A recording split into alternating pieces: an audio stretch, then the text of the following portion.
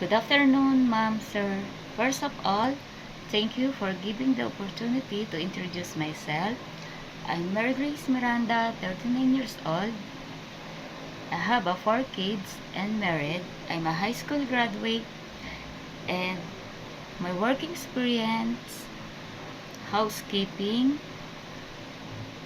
at the BPO company, ay OPEX Technologies here in the Philippines for 3 years.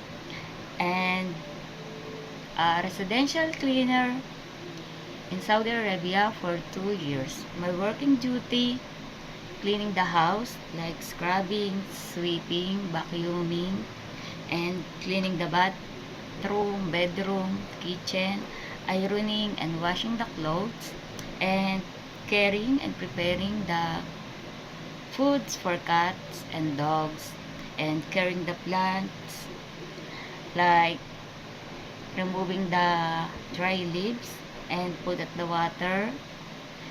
And I'm flexible and hardworking person, and